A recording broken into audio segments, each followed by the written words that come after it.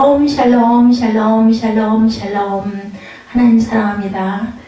여러분 주 안에서 사랑합니다. 오늘 계시록 7장 제가 한 장을 빼먹어가지고 6장하고 5장하고 오늘 7장입니다. 7장의 내용은 요한 6째인의 개봉을 본 이후에 일어난 일들로 7째인이 떨어지기 전에 삽입된 것입니다. 이것도 마찬가지로 삽입이 됐네요. 진노의 날에 악인들은 극심한 형벌을 받을 것임을 말한 6장에 대해 성도들의 모습은 어떨지 그 부분에 대해서 설명하고 있습니다. 큰 재난이 닥치더라도 하나님의 백성들에게 은혜와 위로가 넘칠 것임을 보여주고 있는 그것이 바로 오늘 계시록 7장의 특징이다. 뭐라고요? 은혜와 위로가 넘침을 보여주는 것이 계시록 7장의 특징이다. 하나님의 인침을 받은 자들에 대해서 1절에서 4절에 나타납니다. 바람을 붙잡아 두시죠. 1절에 그렇게 말씀하죠. 이후에 내가 네 천사가 땅 네모퉁에 선 것을 보니 땅의 사방의 바람을 붙잡아 바람으로 하여금 땅에서 바다에나 각종 나무에 불지 못하게 하더라. 바람을 붙들어가지고 땅이나 바다에서 불지 못하게 했다라고 말씀하죠.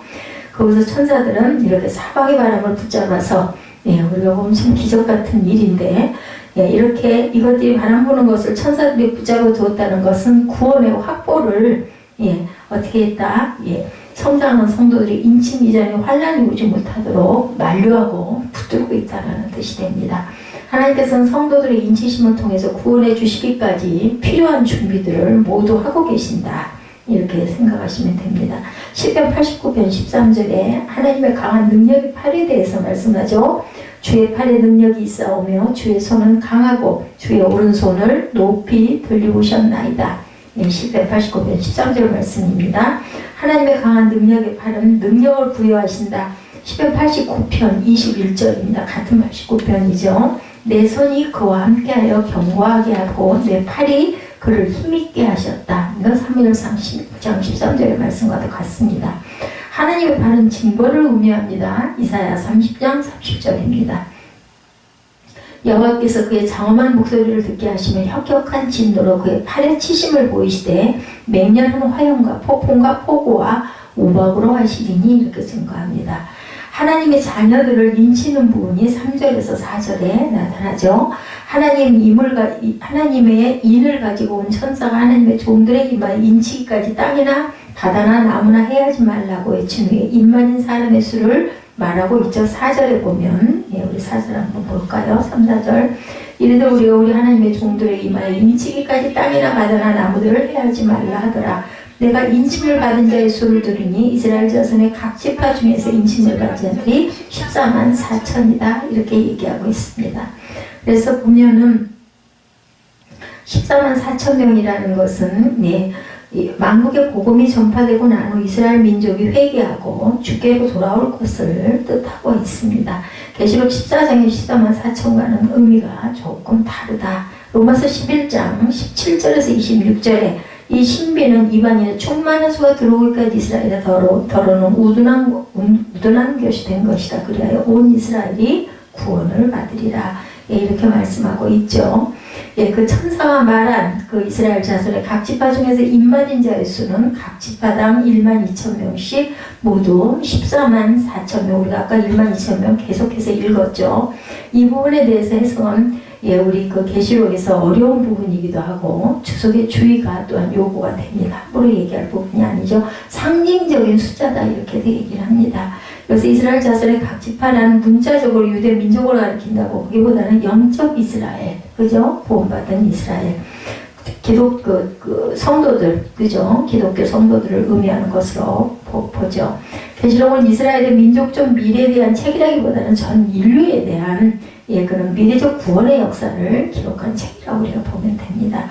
지파들의 순수한 내용도 이스라엘의 혈통적 특징보다는 영적 특징을 잘 보여주고 있죠. 그리스도께서 나신 지파인 유다 지파가 가장 먼저 기록되어 있습니다. 적그리스도가 출현하는 것으로 알려진 반지파는 빠져있는 것이 영적 특징을 보여준다라고 우리가 볼 수가 있다. 그냥 온전한 뜻 100%인 것은 없어요. 그것은 어디? 하나님께서 하늘에 계셔서 아시죠. 우리가 이제 하늘나라 가면 알 수 있을 것 같아요. 정확한 것은. 14만 4천 명에 대해서 여러 가지 해석이 있지만 중요한 것은 각 지파 1만 2천 명의 12의 1000배이다. 그리고 12는 하나님의 수인 3과 세상의 수인 4를 곱해서 3, 4, 12 이렇게 이제 해석이 되기도 합니다. 그래서 10이다. 하나님의 숫자, 세상의 숫자 4, 3, 4, 12. 10의 3승인 1000은 완전을 의미하는 만수라는 사실 또한 강조되어 있기도 하다.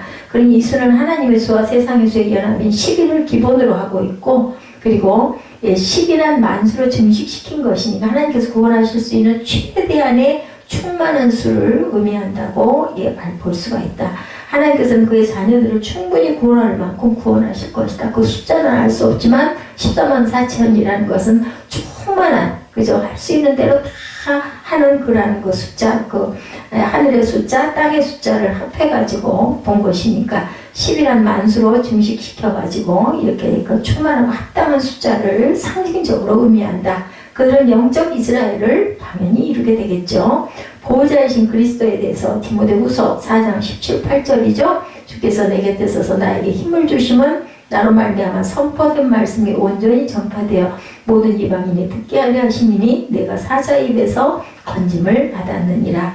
18절입니다. 주께서 나를 모든 악한 일에서 건져내시고 그의 천국에 들어가도록 구원하시니 그에게 영광이 세세무궁토록 있을지어다. 보호자이신 하나님에 대해서 시편 18편 2절입니다.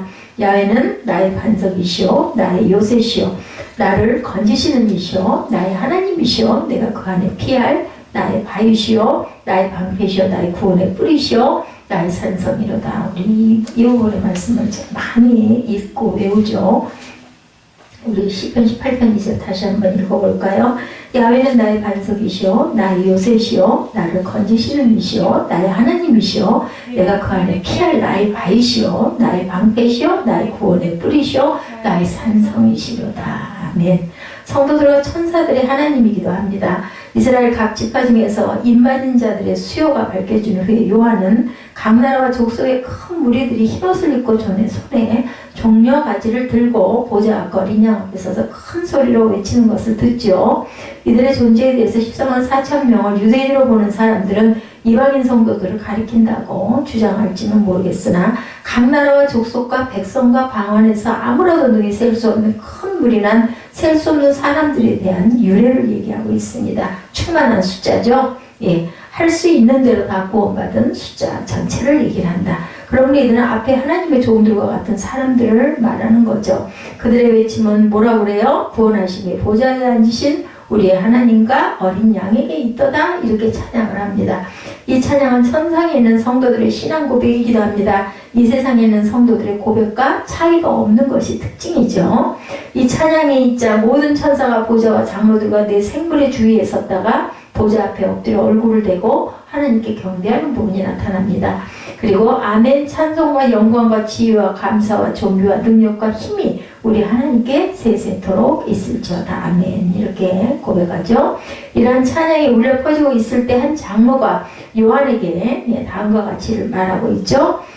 머리 숙여 경배합니다. 출애굽기 4장 31절에 백성이 믿으며 야훼 뜻 이스라엘 자손을 찾으시고 그들의 고난을 살피셨다 함을 듣고 머리 숙여 경배하였더라.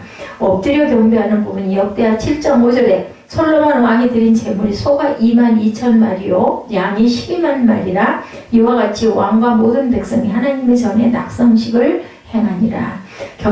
경배하는 자는 하나님의 기뻐하심을 받는다고 로마서 14장 18절에 증거합니다. 이로써 그리스도를 섬기는 자는 하나님을 기쁘시게 하며 사람에게도 칭찬을 받느니라. 경배자는 유업의 상을 받는다. 골로새서 3장 24절입니다. 이는 기업의 상을 주께 받을 줄 아나니 너희는 주 그리스도를 섬기느니라. 성도들이 누릴 영광스러운 축복에 대해서 5절에서 17절까지 나타나죠. 흰옷 입은 자들이 나타납니다. 장로 중에 한 사람은 요한에게 흰옷 입은 자들이 누구며 어디서 왔느냐고 질문을 하죠. 그러나 요한이 그것을 알 리가 없습니다. 그래서 요한은 내 주여 당신이 알리다 14절에 이렇게 말하죠. 그러자 그 장로는 요한에게 말하기를 그들은 큰 환난에서 나온 자들인데 어린 양의 피에 그것을 씻어 희게 한 자들이다. 14절 말씀 우리 한번 볼까요?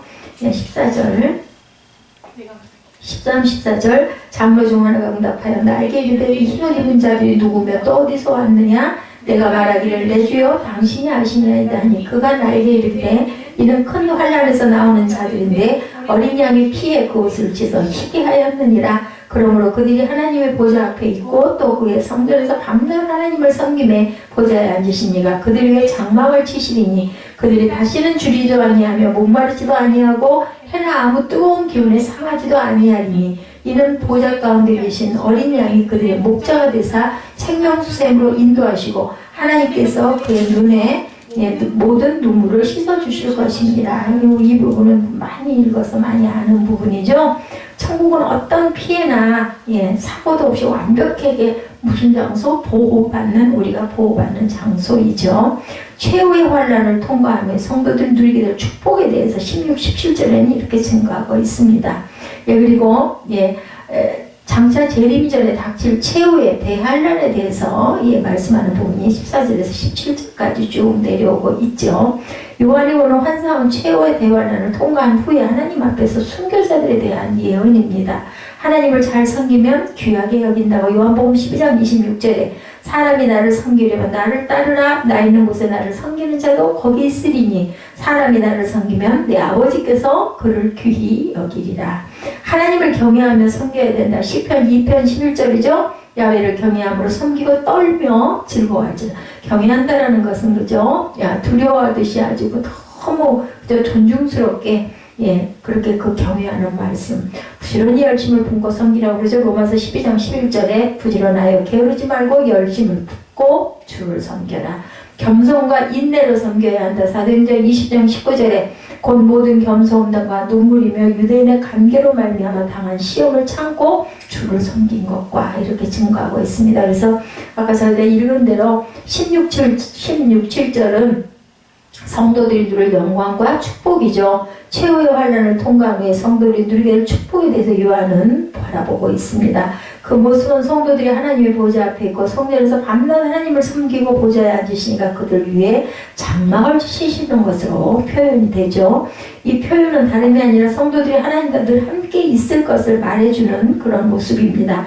하나님의 영광이 흘러나와 구원받은 성도들의 머리 위에 두루 퍼지는 영원한 영광과 축복에 참여하게 된다. 또한 하늘의 성도들은 다시 당연히 줄이지도 목마르지도 않고 해나 아무런 뜨거운 기운에도 당연히 상하지 않죠. 천국은 어떤 피해나 사고도 없이 완벽하게 보호받는 곳이고 이러한 영광과 축복이 가능한 이유는 누가 계셔서 어린 양 예수 그리스도가 계시기 때문이다. 생명수샘으로 우리를 인도하시고 하나님께서 성도들의 모든 눈물을 눈에서 씻어주신다고 그러죠. 하나님을 섬기면 영원한 축복을 주신다고 계시록 22장 3절에도 증거합니다. 다시 저주가 없으며 하나님과 그 어린 양의 보좌가 그 가운데 있으니 그의 종들이 그를 섬기며 하나님을 섬기면 유업을 주신다고 골로새서 3장 24절에 이는 기업의 상을 주께 받을 줄 아나니 너희는 주 그리스도를 섬기느니라. 하나님을 섬기면 칭찬을 하시죠. 로마서 14장 18절에 이로써 그리스도를 섬기는 자는 하나님을 기쁘시게 하며 사람에게도 당연히 칭찬을 받죠. 그래서 계시록 7장의 전체적인 내용은 희생양이 되셨던 그리스도가 이제 선한 목자로 언제까지나 성도들을 돌봐주시는 모습은 아주 아름다운 모습이 틀림이 없다. 천국은 그렇게 그리스도와 함께 거할 수 있는 축복과 영광이 넘치는 곳이고 우리들은 그리스도를 우리의 주 구원으로 구원주로 받아들이기만 하면 모두 하나님의 구원에 참여하고 구원 얻은 자들이 누리는 천국의 축복을 함께 누릴 수 있다. 그래서 7장의 아름다운 천국 묘사를 보면서 우리의 삶은 더욱 감격에 사로잡힌 삶이 되어야 할 것이다. 이렇게 주석에서는 말씀하고 있습니다. 그래서 인침받은 14만 4천 명과 셀 수 없는 큰 무리장, 이렇게 볼 수도 있죠. 6장에서는 예수님의 인때는 잠이었어요. 그죠? 복음시대 시작과 복음 핍박시대 마지막 지구 말세까지 말씀을 나눴는데 우리가 순서 하나를 빼먹는 바람에 전주가 아니라 그 전주의 6장을 함께 봤죠. 하나님의 관심사는 복음을 받게 하려고 기근이나 지진이나 전염병, 전쟁들로 사람들의 마음을 낮추게 해서 깨닫게 하시고 인간의 존재의 이유인 참 본질을 깨닫지 못하고 비본질에 매여서 육적 가치로만 살지 말고 복음을 믿고 영적 가치관으로 살아서 영혼 구원을 받게 하려고 온갖 환경과 사건을 허락하신다는 것을 우리가 알고 가야 되겠다. 그러니까 이상기온 현상, 지구 온난화 현상, 또 요즘에 미세먼지 발생, 황사, 지진, 그죠? 기근, 이 모든 것들은 지금 얘기하는 이런 부분의 하나씩들이라고 우리가 보고 가야 되겠다. 다양한 진로의 환경 속에서 깨닫고 하나님의 음성을 듣고 돌아오라고 부르시는 그 음성을 우리가 깨달아 들을 줄 알아야 된다. 우리 찬송에도 있죠? 돌아와 돌아와 마음이 고나니여 길이 참 어둡고 매우 험악하니 집을 나간 자여 어서와 돌아와 돌아오라. 이 찬송 우리 참 많이 했었어요. 그 전에 입맞은 14만 4천 명에 대해서 1절에서 8절에 증거하고 있었죠. 7장 1절에서 4절은 인치는 장입니다. 그래서 인을 친다는 말은 너는 내 것이다. 인쳤다. 그죠? 성령이 우리에게 인을 칩니다. 내 소유다. 사탄이 더 이상 손을 못대게 내가 너를 다 인을 쳐놨다. 5절에서 8절은 이스라엘 백성 중에서 지파별로 인치는 상징 숫자죠. 9절에서 17절은 이방인들의 구원과 천국에서의 모습이 기록되어 있습니다. 하나님의 미리 예고편으로 보여주신 거죠. 우리 다시 한번 볼까요? 1절에서 쭉 한번 아까 우리 뒷부분을 읽었으니까 앞부분 한번 같이 보십시다. 1절에서 4절 이후에 내가 네 천사가 땅 내 모퉁이에 선 것을 보니 땅의 사방의 바람을 붙잡아 바람으로 하여금 땅이나 바다에나 각종 나무에 불지 못하게 하더라. 또 왜 다른 천사가 살아계신 하나님의 인을 가지고 해도 없는 데서부터 올라와 땅과 바다를 해롭게 할 권세를 받은 네 천사를 향하여 큰 소리로 외쳐 이르되 우리가 우리 하나님의 종들의 이마에 인치기까지 땅이나 바다나 나무들을 해하지 말라 하더라. 내가 인침을 받은 자의 수를 들으니 이스라엘 자손의 각 지파 중에서 인침을 받은 들이 14만 4천이다 라고 얘기하죠. 그리고 5절에서 8절은 이스라엘 백성 중에서 지파별로 인치는 장면입니다. 봅니다. 유다 지파 중에 인침을 받은 자가 1만 2천이요, 루벤 지파 중에 1만 2천이요, 각 지파 중에 1만 2천이요, 아셀 지파 중에 1만 2천이요, 납달리 지파 중에 1만 2천이요, 므낫세 지파 중에 1만 2천이요, 시므온 지파 중에 1만 2천이요, 레위 지파 중에 1만 2천이요, 이사갈 지파 중에 1만 2천이요, 스불론 지파 중에 1만 2천이요, 요셉 지파 중에 1만 2천이요, 베냐민 지파 중에 인침을 받은 자가 1만 2천이라. 그래서 12지파에게 다 주죠. 이런 부분들이 쭉 나타나 있습니다. 땅의 사방의 바람에 대한 것, 1절 아까 우리 함께 봤습니다. 네 천사가 땅 내 모퉁이에 선 것을 보니 7년 대환란 지구촌 종말을 붙잡고 있다. 아까 우리 보면서 같이 해석했죠. 그것을 아직은 참고 붙잡고 있다는 겁니다. 그래서 2, 3절에 하나님의 택한 백성들의 이마에 인치는 천사를 시켜서 인치기까지 기다리고 있다. 인 맞으시는 저와 여러분이 되셔야 되겠죠? 구원 받았다라는 인입니다. 에레미야 49장 36, 7절에 보면요. 루아우, 숨, 바람, 영, 이런 영토와 백성을 보호하는 천사들이 있고 바람을 붙잡는 거, 바람을 불게 하는 것과 그 지역 백성들의 하나님을 진노하셔서 심판하실 때 영을 불게 하시는 그런 내용들이 나와요. 에레미야 49장 36, 7절에 다니엘 7장 2절에도 하늘의 네 바람에 대한 이야기가 나옵니다. 하나님의 영적 세계의 비밀이죠. 계시록 19장 14절에도 하나님의 말세의 세상 심판을 위해서 예비한 천사들, 즉 심판천사, 재앙천사들을 붙잡고 계시다가 때가 되면 놓아버립니다. 그래서 하나님은 결박할 권세도 있고 결박한 것을 당연히 푸실 권세도 있다. 계시록 16장 16절에도 새 영에 대해서 나옵니다. 사탄의 영입니다. 세상 미혹의 영, 악한 영들이 나타나죠. 하나님은 영물체인 천사도 쓰시지만 악한 사탄도 이용하시죠. 그 쓰심에 합당하게 사용하신다는 걸 우리가 알아야 된다. 그래서 바벨론 같은 나라도 하나님께서 사용하셨죠. 깨닫게 하기 위해서. 계시록 7장 2절도 인치는 천사에 대해서 나옵니다. 10절 땅과 바다를 해롭게 할 권세받은 네 천사가 있다라고도 하죠. 계시록 9장 14절에도 유브라데에 결박한 네 천사 이렇게 설명하고 있습니다. 오늘 보면 2, 3절에 인칠 천사와 선포된 말씀에 대해서 말씀하죠. 또 보면 다른 천사가 살아계신 하나님의 인을 가지고 이는 5장에서 인봉한 책을 하늘 위에나 땅에 아무도 그 인을 떼기에 합당한 사람이 없었다라고 증거합니다. 3절에도 또한 인치기까지 얘기합니다. 해하지 말아라. 이것은 천사가 성도 이마에 인치면 마귀가 다시는 지옥 백성으로 뺏어갈 수가 없기 때문이다. 말세는 타락한 천사가 자기가 무적행에 들어가야 할 때 얼마나 얼마 안 남은 것을 알고 종횡무진 발악을 한다라는 거예요. 악한 원수마귀 사단들이 하나님이 한 발 빠르게 인치는 작업을 하신다. 그래서 그걸 붙들고 있습니다. 4절에서 8절은 이스라엘 자손 중 입맞은 자의 숫자가 나타나죠. 14만 4천 명. 놀랍게도 이스라엘 백성 중에 입맞은 자의 수가 각 지파별로 똑같은 12,000명씩 이렇게 해서 14만 4천 명. 이것은 상징적이다. 제가 아까 말씀드렸죠. 이렇게 상징과 실제가 많이 있는데 어느 면에서 성경의 60%는 영적 상징의 언어로 기록되어 있다는 것도 우리가 알고 가야 됩니다. 그래서 성경 해석이 굉장히 어렵죠. 그리고 누가 하나님께서 우리가 이 부분을 함께 같이 보고 가다 보면 그렇겠구나 라는 이해를 하고 가면 된다. 온 이스라엘 사람들은 로마와 전 세계로 흩어져 살고 있죠. 이스라엘이 1945년에 독립을 했어요. 자, 그러나 지금까지 유태계 미국인, 유태계 소련인, 유태계 영국인 등 온 나라에 흩어져 살고 있죠. 그러므로 1900년 이상을 흩어져서 살았어요. 이스라엘 백성들이. 우리나라 해방한 그 해하고 너무나 똑같이 맞아 떨어지죠. 보면서는 그런 생각을 했습니다. 1900년 이상을 어떻게 흩어져 살면서도 나라가 그대로 유지가 되었든지 자기 나라를 또 찾죠. 자기들이 어느 지파에 소속되어 있는지도 모르죠. 예수님 2015년에 이 땅에 오셔서 몇 명의 제자들을 부르셨는가? 누가 12제자를 부르셨죠? 사실은 많은 제자들 가운데 특별히 12명의 제자를 세우신 거예요. 그러다 보니까 12지파, 12제자. 그래서 요즘에도 보면은 그런 그 12제자를 굉장히 중요시해서 구역을 나눌 때도 그렇게 10이라는 숫자를 굉장히 많이 사용을 합니다. 어린 양 앞에 그 선 능히 셀 수 없는 흰옷 입은 큰 무리의 찬양과 경배가 9절에서 17절까지 나타납니다.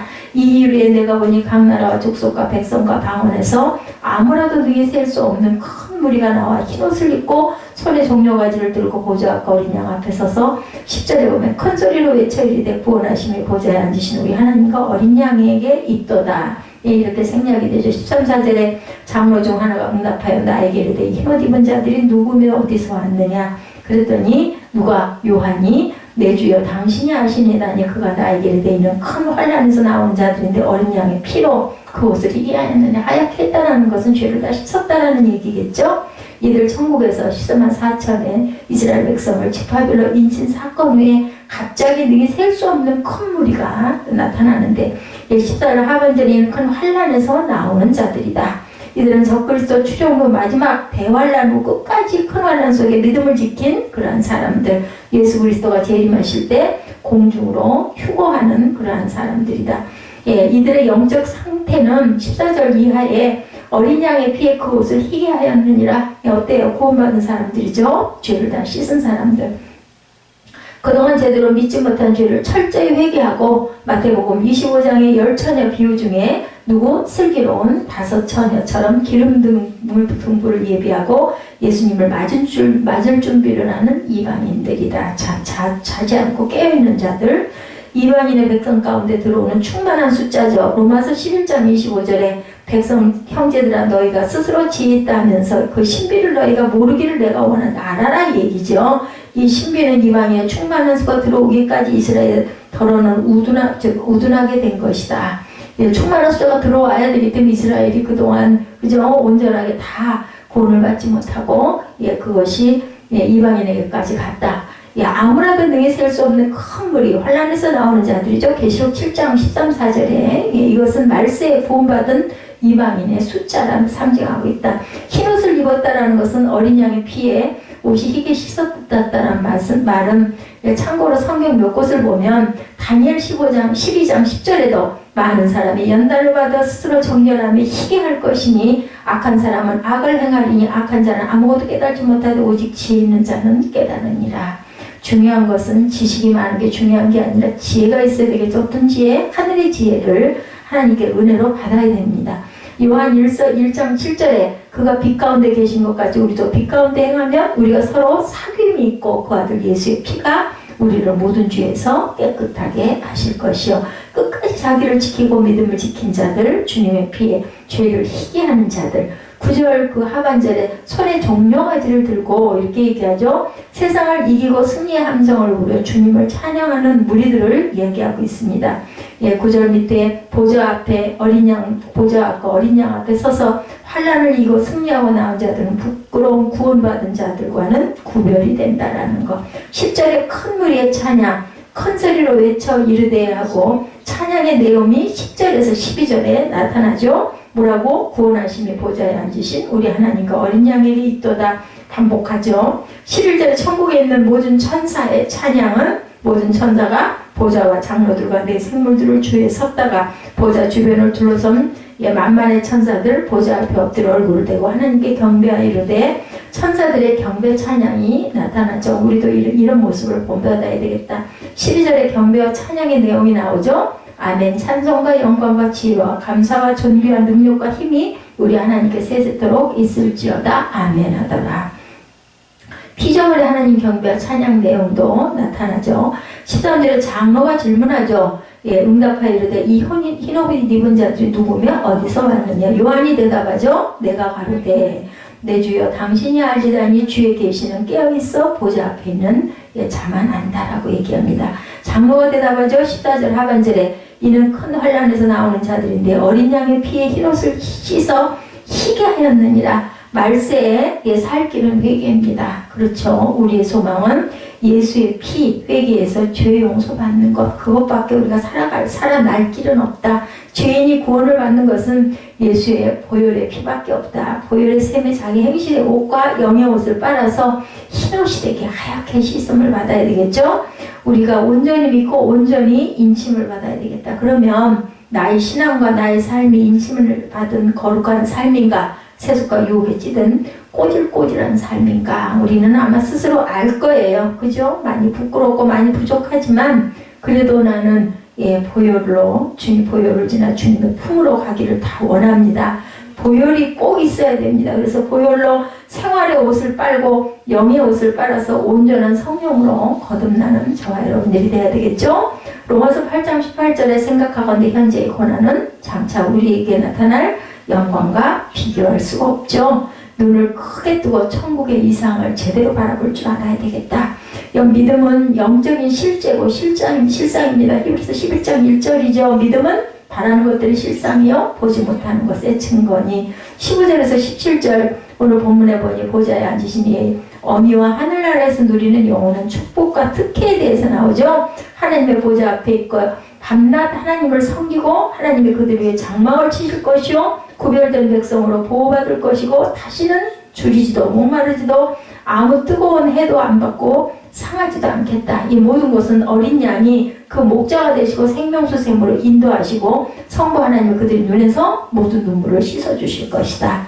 그래서 6장에서 요한은 인심판을 계시하고 마지막에 그들의 진노의 큰 날이 이르렀으면 누가 능히 서려? 라고 얘기했어요. 17절에. 그죠?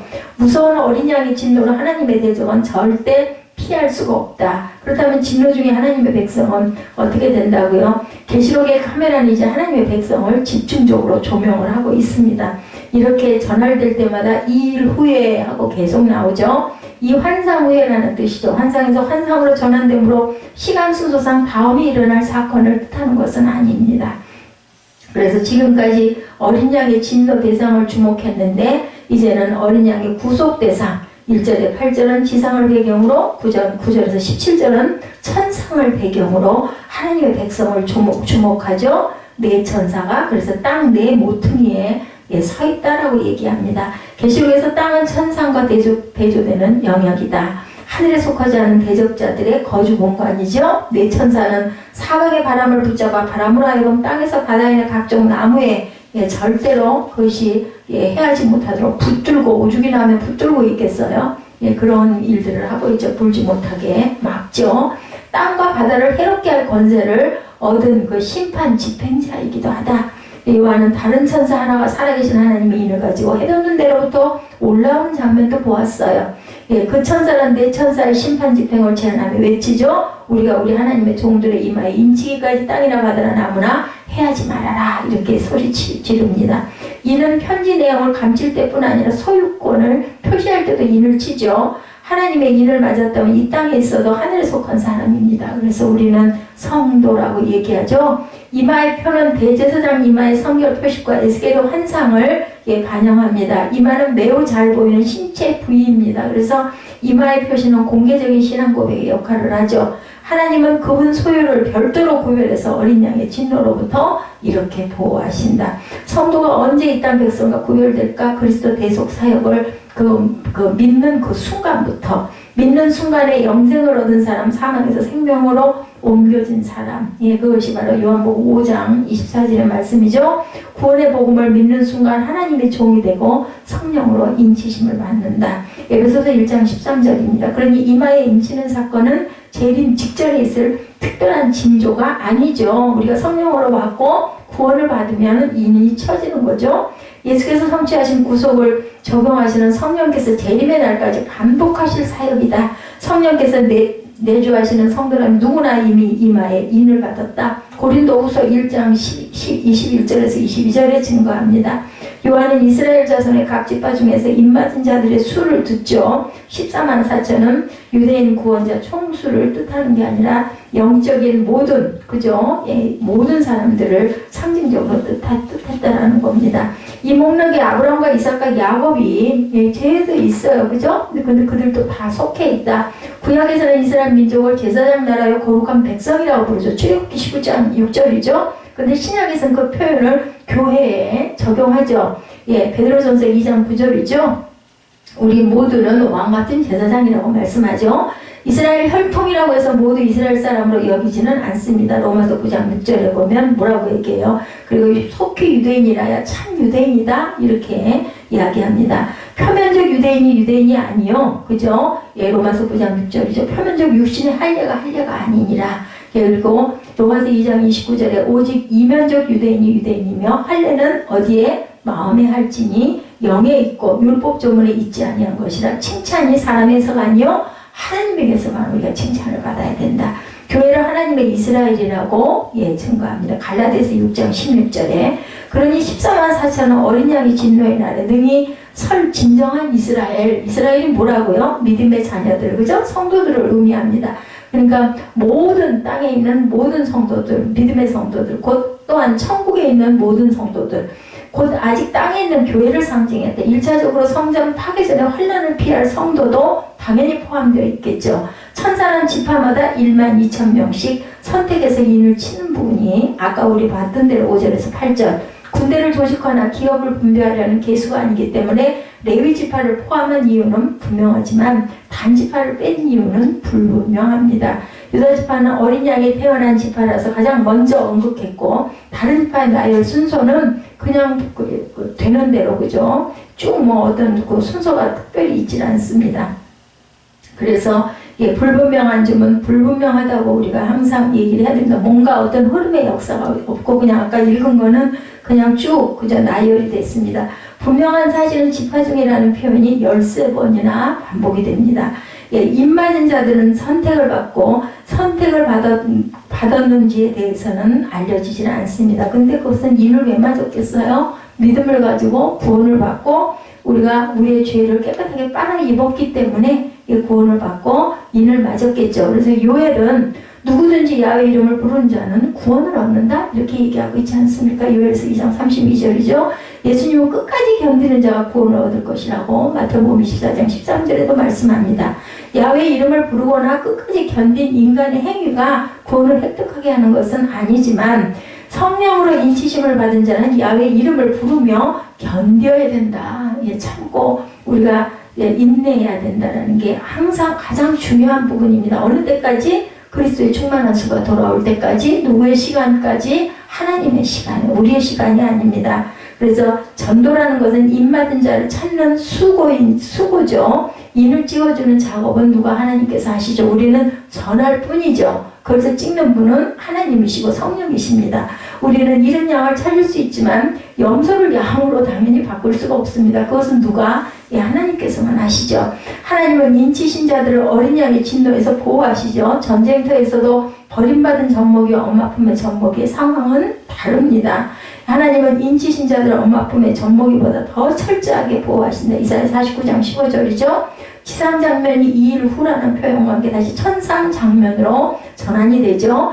요한은 각 나라와 족속과 백성과 방언에서 아무라도 능히 셀 수 없는 큰 무리를 보죠. 구절 그 전반에 보면 무뼈를 셀 수 있나 보라. 내 자손이 이와 같으리라. 누가 그랬어요? 예, 하나님의 아브라함에게, 그죠? 창세기 15장 5절에서 하나님의 약속이 온전히 성취된 모습을 보여주십니다.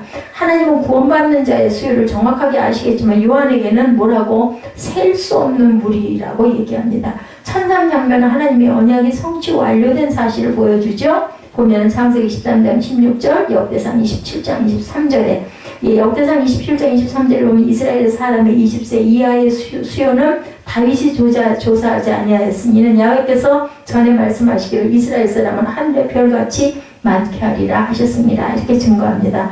하나님의 언약의 구속사를 통해서 성취 완료된 결과 그분의 나라가 영광스러운 모습으로 나타납니다. 이 영광의 나라는 다양한 출신의 무리로 구성이 됩니다. 그리스도께서 속한 자는 누구든지 아브라함의 자손이요 약속대로 유업을 이을 자다. 갈라디아서 3장 29절에 이렇게 말씀하죠. 셀 수 없는 무리는 흰옷을 입고 손에 종려가지를 들고 보좌 앞과 어린 양 앞에 서죠. 예, 9절 하반절에 이른 승리를 상징하는 흰옷을 입었다. 지상에 입맞은 자들이 아직 전투 중인 교회라면 천상에 능히 셀 수 없는 무리는 승리한 교회죠. 그래서 지상에 있는 교회들이 전투를 합니다. 저희 교회도 마찬가지죠. 누구를 통해서 가장 가까운 자들을 통해서 영적인 싸움을 합니다. 관점이 지상이냐 천상이냐에 따라서 한 교회의 정체성이 달라지는 거죠. 교회는 싸우는 투사인 동시에 또한 승리자이기도 하다는 걸 우리가 절대 잊지 말아야 됩니다. 승자의 함성은 구원하심이 보좌에 앉으신 우리 하나님과 어린 양에게 있도다. 이 함성입니다. 10절에 교회도 그들의 행위만 보면 심판마다 마땅하죠. 오직 어린 양의 행위에 근거해서 구원을 얻을 뿐이다. 교회가 제사장처럼 간증할 일은 아니죠. 창조주 하나님과 구속주 어린 양을 찬양하는 것뿐입니다. 교회는 그런 사람들이 모여있는 것이 바로 교회죠. 보좌와 장로들과 내 생물 주위에 섰던 모든 천사가 교회의 찬양에 함께하죠. 보좌 앞에 엎드려 얼굴을 대고 하나님께 경배하며 아멘으로 화답을 합니다. 온 교회가 이와 똑같이 우리는 고백을 할 수밖에 없다. 구원에 관련해서 찬송이 우리 하나님께만 있고 영광도 당연히 하나님께만 있죠. 구속의 지혜도 우리 하나님께만 있고 감사도 하나님께만 있어야 됩니다. 구원자로서의 존귀가 우리 하나님께만 있고 능력과 힘도 누가 하나님께만 있어야 된다. 어떤 사람의 이름도 어떤 유명하고 훌륭한 무슨 신학 박사 아니면 커다란 무슨 교회의 무슨 어떤 목사 이름 이런 건 아무 소용이 없습니다. 우리 하나님께 세세토록 있다. 20절 상명 중에 하나가 요한에게 묻죠. 흰옷 입은 자들이 누구며 어디서 왔느냐. 그 신부가 출신을 그들은 요한은 알지 못하고 내 주여 당신이 알리다. 정답입니다. 지상의 교회는 그래서 산통처럼 반복되는 환난을 항상 겪을 수밖에 없다. 소아시아 7교회에서도 확인했듯이 경건하게 살려는 교회일수록 더 큰 환난을 겪고 간다. 천상교회는 이렇게 큰 환난에서 나오는 회원들로 구성이 됩니다. 현재 보면 나오고 있는 그 새 회원들이 환난에서 나와 천상교회에 계속 등록하는 모습을 묘사하죠. 이들은 어린 양의 피에 그 옷을 씻어 희게 한 사람들이다. 14절 그 후반부에 나타나죠. 피에 옷을 씻으면 붉게 물들 텐데 도리어 어떻게 돼요? 희게 된다. 이들의 승리가 오직 어린 양의 피로 말미암았다는 사실을 상징합니다. 교회가 죄를 씻고 환난을 통과할 때 천상의 무리에 참여하는 유일한 원인이 바로 어린 양의 보혈이다. 구속받은 공동체에서 자연스럽게 우러나오는 행위는 그러므로 그들이 하나님의 보좌 앞에 있고 그의 성전에서 밤낮 하나님을 섬김의 15절 윗부분입니다. 실제 천상에는 성전도 밤에 없었죠. 그렇죠? 끊임없는 경배한다는 뜻입니다. 보좌에 앉으신 이는 그들 위에 장막을 친다. 15절 하반절이죠. 에스겔의 환상을 반영한 표현이기도 합니다. 에스겔 37장 26절에서 28절에도 나타납니다. 하나님은 광야에서는 성막으로 가나안에서는 성전으로 자기 백성과 항상 함께 하셨다. 광야에서는 어디에서? 성막에서. 가나안에서는 성전에서, 구속의 성취를 시작하실 때는 육신으로 함께 하셨고 구속 성취 완료와 함께 영원히 우리와 함께 하신다. 나는 그들의 하나님이 되고 그들은 내 백성이 되리라고 반복하시죠. 예, 언약이 최종적으로 완성된 모습입니다. 언약이 최종 완성될 때 교회는 어떤 복을 누린다고요? 다시는 줄이지도 않고 목마르지도 않고 해나 아무 뜨거운 기운에 상하지도 않는다. 16절이죠. 이것은 이사야가 예언했던 언약의 복과 같습니다. 이사야 4장 5, 6절, 49장 10절에도 나타납니다. 어떻게 전쟁과 기근과 짐승과 전염병으로 언약의 저주를 받은 6장의 대적들과 대조가 됩니다. 이는 보좌 가운데 계시는 어린 양 저희의 목자가 되사 생명수샘으로 인도하시고 하나님께서 저희 눈에서 모든 눈물을 씻어줄 것입니다. 얼마나 감사해요. 이건 역시 에스겔의 환상과 이사야의 예언에 기록된 언약의 복을 누리는 모습입니다. 에스겔 34장 23절, 이사야 25장 8절. 그래서 보면 모두 다 그죠? 예언자들이 똑같은 이야기를 하고 있습니다. 예수 믿는다는 이유로 궁핍하게 살고 환난을 겪고 흘렀던 모든 눈물을 하나님께서 당연히 씻어주실 것이죠. 지상에서 어린 양 때문에 눈물 흘릴 일이 없이 살았다면 천상의 목자에게 위로받을 위로도 없다는 것을 우리가 알고 가야 되겠다. 당연한 거죠. 세상 어떤 이치로 봐도 그죠? 우리가 흘린 눈물만큼 그게 있었다면 위로를 받겠지만 그게 없었다면 무슨 위로를 받을 게 있겠어요. 성도에게 재림 직전에 징조에 관한 지식은 필수가 아니고 항상 깨어 있어서 재림을 예비하는 착하고 충성들은 종의 자세가 필수다. 우상 숭배는 예측할 수 없는 미래의 화를 피하는데 신앙의 초점을 두고 있습니다. 화를 피하려고 정성을 다해 비는 참에 복된 복도 얻기 바라고 마음을 덧붙인 것이 바로 우상신앙이다라는 거죠. 이마에 하나님의 인을 맞은 성도는 어린 양의 진노를 두려워하거나 절대로 피하려고 애를 쓸 필요가 없다. 이 땅에서 하나님의 백성들께 살려고 할 때 산통 같은 것은 당연하게 겪는 환난이다. 우리는 담대하게 두려워할 것도 없죠. 놀랄 것도 없습니다. 그런데도 하나님의 철저한 보호와 최후 승리를 우리가 신뢰하고 감사하고 가야 되겠죠. 그걸 바라볼 줄 알아야 돼. 그 영적인 눈이에요. 그죠? 그게 바로 기름과 등을 준비한 5 처녀, 깨어있는 처녀의 모습이다. 영광스러운 구원에 감격하고 찬양하는 삶을 우리는 살아야 합니다. 이 땅에 살지라도 셀 수 없는 큰 무리임에 속한 그 정체성을 우리는 보고 알기 때문에 알지만 또다시 성경을 통해서 오늘 계시록 7장을 통해서 다시 한번 확인하는 시간을 가졌습니다. 잠깐 우리가 세상에 살면서 남들에게 업신여김을 받는다든지 그죠? 환난을 좀 받는다든지 공격을 받는다든지 하더라도 이걸 알면 우리는 그냥 할렐루야 하고 그냥 감사하고 그 영혼을 위해서 우리가 기도해 줘야 할 줄로 믿습니다. 우리 결단 찬양하고 기도하는 시간 갖고 죽도록 예배를 마치도록 합니다.